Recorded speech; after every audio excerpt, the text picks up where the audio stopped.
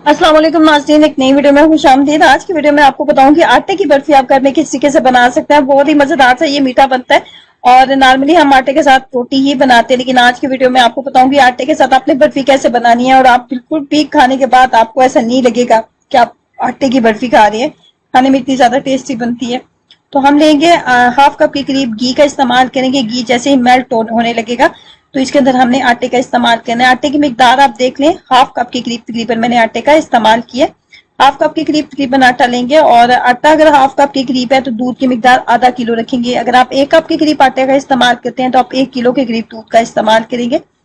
ये इस रेशो को आपने याद रखना है ताकि आपको आपकी बर्फी एकदम परफेक्ट बने। इसके बाद घी में हमने 5 से तकरीबन 10 मिनट तक मैंने मीडियम फ्लेम के ऊपर अच्छे से इसकी बुनाई की थी और जैसे मुझे लगा कि इसकी बुनाई हो चुकी है, लाइट सी गोल्डन होने लगा था, ब्राउन होने लगा था आटा, तो मैंने इसके अंदर दूध का इस्तेमाल किया। दूध की मिकदार मैंने आपको बताई है, हाफ कप मेरे पास आटा था तो हाफ केजी के करीब हम इसके अंदर दूध का इस्तेमाल करेंगे। तकरीबन 2 गिलास के करीब, दरमियाने साइज के 2 गिलास के करीब दूध का मैंने इस्तेमाल किया। जब दूध आपने आटे के अंदर डालना है तो आपने फ्लेम को बहुत ज्यादा हाई नहीं रखना और चम्मच को आपने मुसलसल चलाते जाना है। चम्मच को आप मुसलसल आपने चलाते जाना है। जैसे ही आप चम्मच को चलाते जाएंगे फौरी तौर पर इसके अंदर थिकनेस आना स्टार्ट हो जाएगी।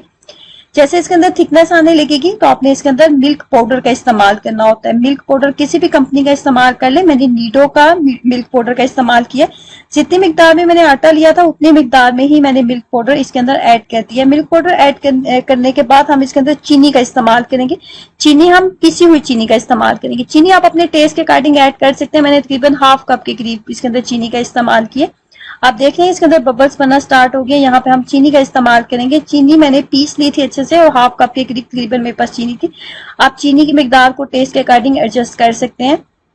अब यहाँ पे आप मजीद ड्राई फ्रूट्स वगैरह भी ऐड कर सकते हैं अपनी अपनी पॉकेट के अकॉर्डिंग। मैंने यहाँ पे ऐड की थी थोड़ी सी कोपरा, कोकोनट ऐड किया था, कोकोनट पाउडर, और उसके अलावा मेरे पास अखरोट पड़े हुए थे घर में तो वो मैंने इसके अंदर डाली। आपके पास बादाम पिस्ता वगैरह कुछ भी मौजूद है तो आप इसका इस्तेमाल कर सकते हैं।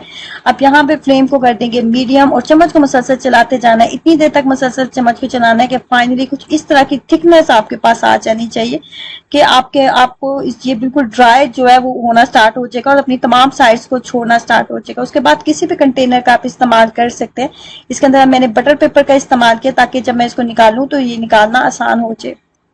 उसके बाद चम्मच की मदद से इसको अच्छे से सेट कर लेंगे और उसके ऊपर भी थोड़े से जो ड्राई फ्रूट्स वगैरह है वो हम इसके ऊपर डाल लेंगे। मेरे पास अखरोट थे, मैंने वो अखरोट इसके ऊपर डाल दिए थे।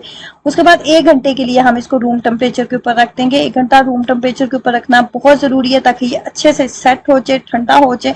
जब तक ये ठंडा नहीं होगा तब तक हम इसको पीसेस में कट नहीं कर सकेंगे।